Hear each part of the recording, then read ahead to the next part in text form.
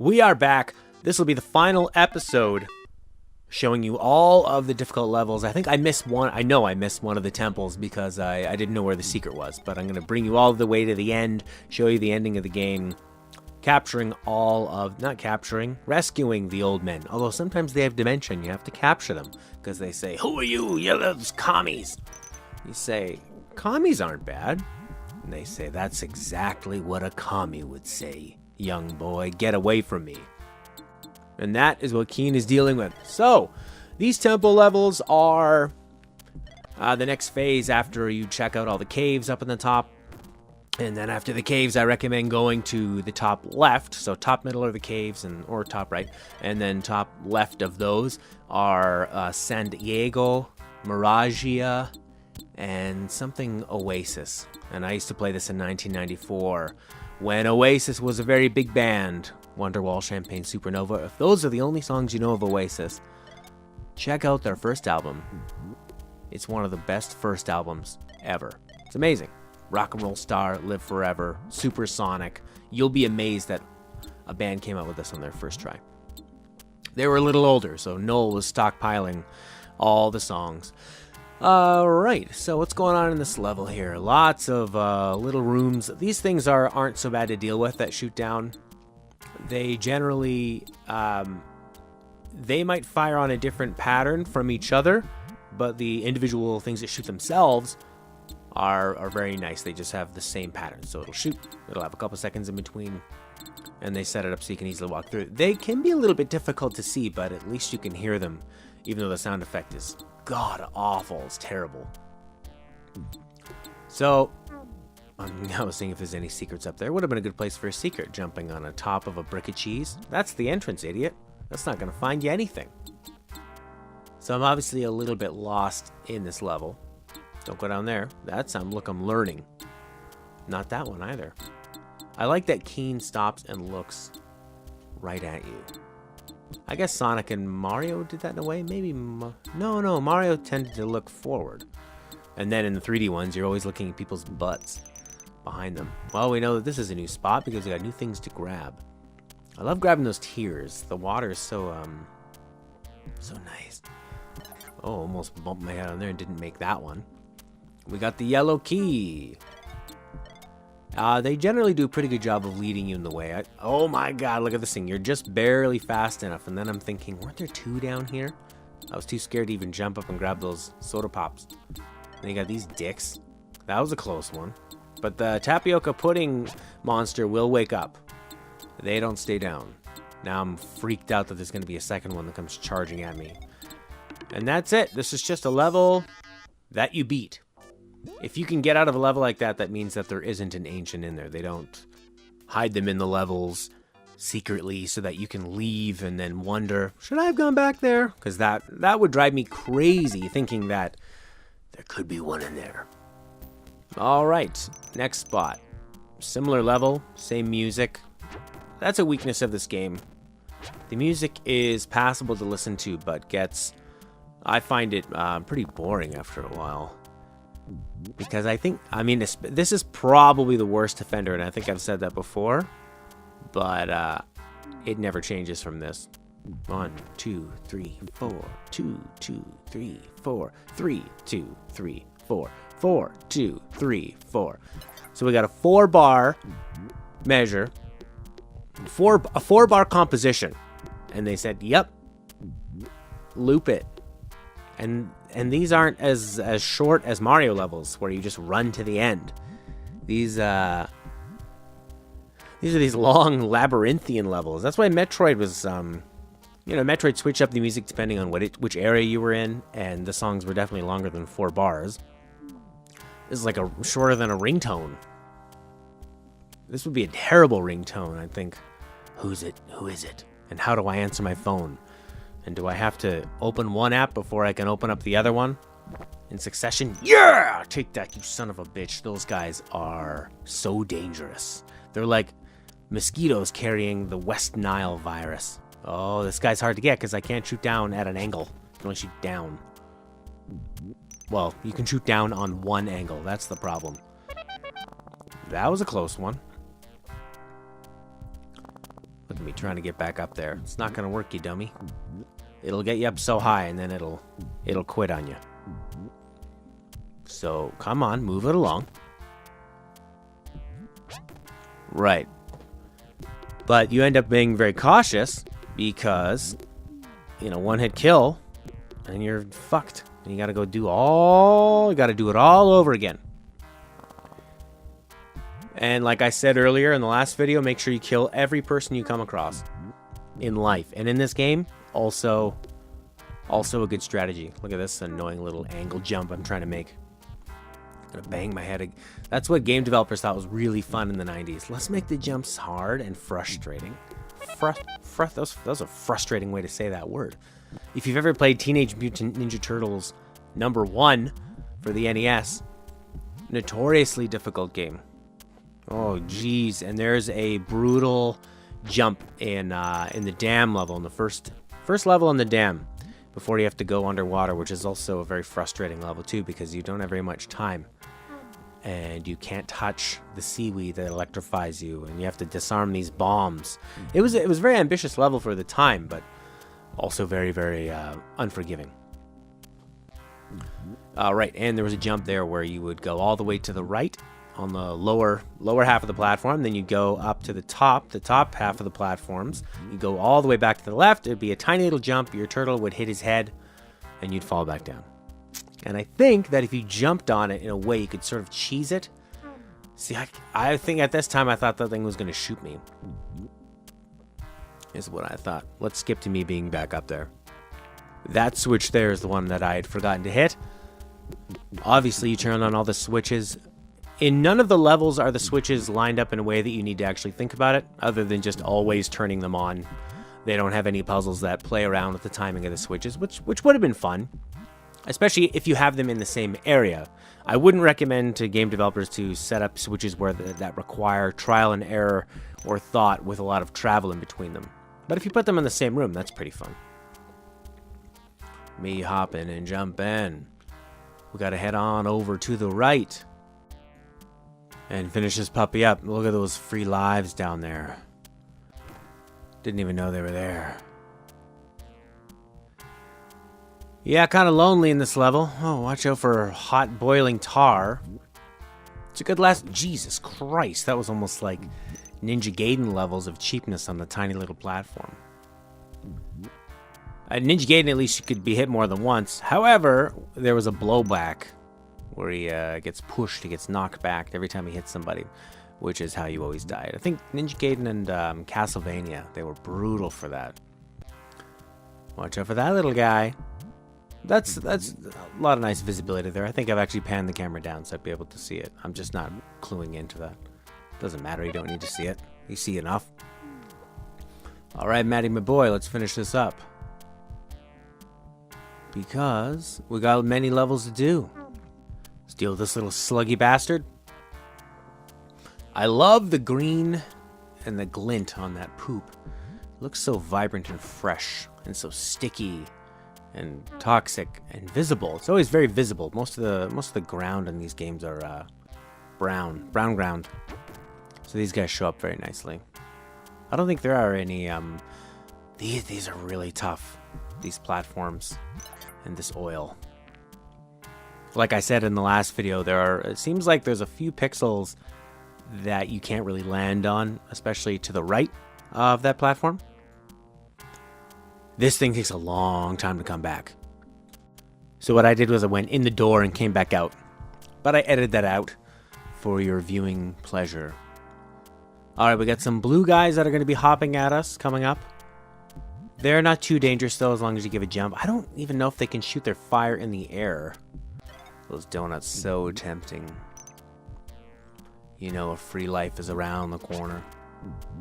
Still trying to hit him on the way down just in case he lands on my platform. And there he is. Try to dodge him so we can get the old jawbreaker. The pogo stick will not allow you to interact with him, because we all know the generation gap between old and young people is most insurmountable when kids are on pogo sticks. Alright. Same goddamn music. Oh gosh. Let's change the music. Yeah. That's what I'm talking about. Some nice grooves. We've already set up more in this opening section than we've heard in the last 3 levels. That's a travesty. Maybe they were working with less sound hardware for the PC. I'm not sure. But I still think there's no excuse. Don't write 4 bars. Writing 4 bars for 1 level would be bad enough. That would be boring. Writing 4 bars and using it in 2 levels. Outrageous. For every pyramid level. Horrible song. Write another 4 bars. That would be more than twice as good. 3 sections would be really nice. This is from Pilotwings 64. Don't tell Nintendo that. They'll come a-claiming. Although, we don't do thousands of views anyway, so we're not losing out too much at this moment. But once we get huge, that's when we'll have to care. And we won't be able to enjoy the sweet sounds of Pilotwings 64. Birdman. Super underrated game. A lot of people bought it because when the N64 released, you had 2 launch games. Mario 64, one of the best launch games ever, other than Super Mario World, and Super Mario Brothers. What did the Genesis launch with? Oh, the Genesis had a terrible launch. They didn't have Sonic for way too long. That was the big problem. And then they relaunched the Sega Genesis. Sega of America did. Which was a very risky move. A lot of the Sega executives didn't want to do it because they said, we finally have a game that's selling. We can't do that. But Sega of America persisted. They packed in Sonic, rebranded the Genesis as the Sonic Machine, and people started buying it. It's a great game. I wouldn't say it's comes to the levels of Mario, but it was still a fantastic little game. I'm actually excited for this new Sega Sonic Mania, made by 2, I believe 1 or 2 guys that had been working on sort of like fan mods, fan remakes of Sonic. And they actually got hired by Sega because Sega had put out Sonic on the phone. And they just used an emulator, and the emulator didn't work very well. It ran choppy, ran bad. So this guy made his own and just built it from the ground up. And Sega was so impressed, and rightly so, they just hired him to do it. They put Sonic 2 on the phone, probably Sonic 1, and Sonic CD. This is Christian Taxman Whitehead. So they've got him working with Simon Stealth Tomley of Headcanon. I'm reading off of Wikipedia right now, because I can't remember everyone's names. Because if you've played Sonic 4 Episode 1, oh my god, it's gross. Doesn't feel like Sonic. The way he jumps and it doesn't spin like a perfect circle. He's like more of like an oblong oval. It's disgusting. Why did I turn the switch off? That was dumb. Whatever got me cross. Probably wasn't dumb at all, Matt. You weren't paying attention. Reading Wikipedia. You always want to go in those arches, baby. Now they're just leaving them on the ground. Can't be bothered. Like, what was the point of putting a blue gem there if you're just going to walk right over and use it? It makes no sense, but, you know, at this point I'm happy to see it. Because this game is not easy. May the road rise to meet your feet, Mr. Member. I'm talking like an FM DJ, because I got Pilotwings on the brain. Let's head on over to the last couple levels, baby. The Isle of Fire and the Well of Wishes. This level gave me some fits. There's a section you know what had happened is I think I saved at a certain point in this level. And but I saved when I had a key. So then when I loaded it, I came back to it the next day. Or maybe I was just save scumming. Look at these little bastards. 3 of them! You gotta run past these guys before they jump and do the old fire and look away trick. Idiots. They never see it coming. Right, so I grabbed this key here. This yellow one. Saved, and then when I loaded, it was friggin' gone. So you want to go down here first. Move on over to the right. And I think you might need to jump at a certain point. Yeah, climb up. Free life. Bunch of crap. And I think the only way I found you can get out is you need to pogo stick around there and just sort of appear to the right of where those rocks are. There you go. You see his head. I guess that's how they intended it. Sometimes you're playing a game or any other piece and you feel like they get to the end and like you start seeing gems just lying on the ground. And they go, we'll just put it there. We'll think of a puzzle some other time. Put it in. But that seems a bit off too. No, it doesn't. I mean, the gem was just lying on the ground. There was no reason for that. They just put that in. Maybe they had figured out, like they sort of were reverse engineering it. They're like, all right, all the levels have a template. They have these gems, and then they just kind of designed the level and maybe didn't think of where to put that. Because I never want to make it sound like I would ever call a developer lazy. Because game developers, are not lazy. For them to be in this business is a very, very difficult business. And not just the business side of it, I mean, the actual creating games itself. It's a monumental task because you're not just painting a picture. You're creating the frame, the paint, the brushstroke technique, the philosophy of it. Every once in a while, I get really inspired and I think, yeah, I'm going to get Game Maker. And I'm going to make a new version of some old game I loved, say Shadowrun, and make my new version of it, like, what's his name, Concerned Ape did with Stardew Valley. And then you think, oh my god, I have to draw the characters, and writing the story would be fun, and then I have to learn how to do level design. But those are actually the fun parts, writing the story, deciding where things should go. The tough thing about game development is the physics. Is Mario is fun because of how fun it is for him to jump, and that's not an accident. The speed at which he moves, the momentum, the friction, all of these things come into play when you pick up a game and it feels right or it feels wrong. It's very easy to judge a game and to critique a game, but it's incredibly difficult to come to that point and have it feel great. You just keep chipping away at it. I mean, I know for songwriting and working on projects of my own, you just have to grind it out and just find things that are bad and tweak them until they're good. And it's a mountain of work, and sometimes it's a lot about problem solving. And I'd say video game development, it's like making a movie. It just takes this massive team to do it. But a movie is always the same from start to finish, whereas a game has to account for the player. And you know what gamers are like. We can find a way to break things, we're going to do it. And then we're going to put it on YouTube and make a giant compilation and put it to Benny Hill music. Now, people don't put things to Benny Hill music anymore. They'll put it to some dubstep version of Benny Hill.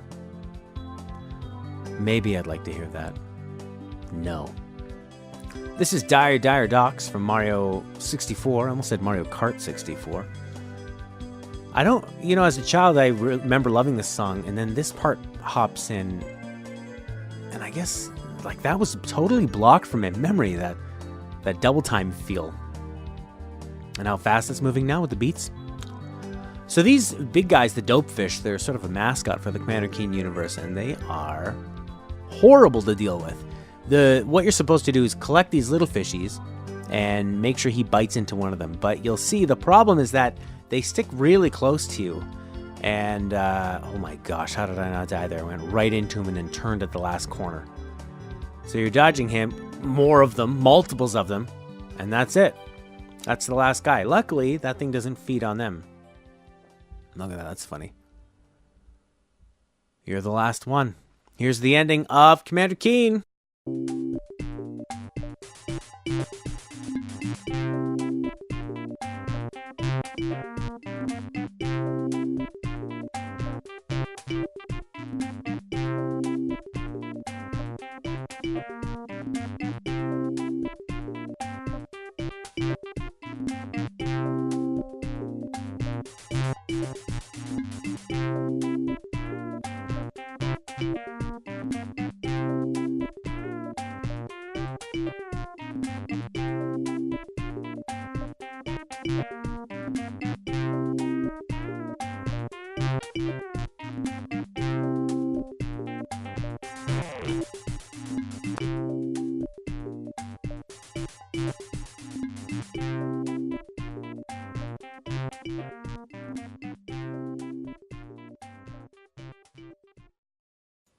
That is it. Thank you, Bunny Lop, for suggesting that we bring you the higher levels. I've never actually beaten this game. Game I played many times when I was a kid. I was happy to jump back into it. I wanted to jump into it because Lachlan, the owner, operator, CEO, writer of a90skid.com, had it in his little profile. So I thought we'd bring it back. So thanks to Lachlan, thanks to Bunny Lop. Comment below with other games you'd like to see completed on here, and have a good one. There's a little child running around his house, and he never leaves, he will never leave. And the fog comes up from the sewers and blows in the dark.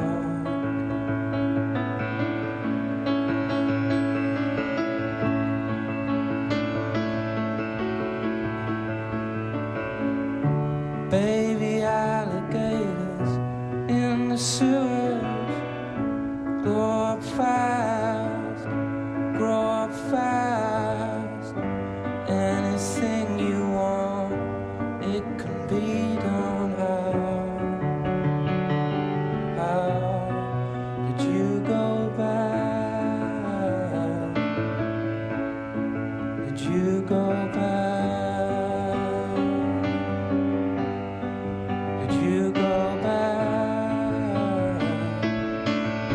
Some things will never wash away. Did you go back? Did you go back?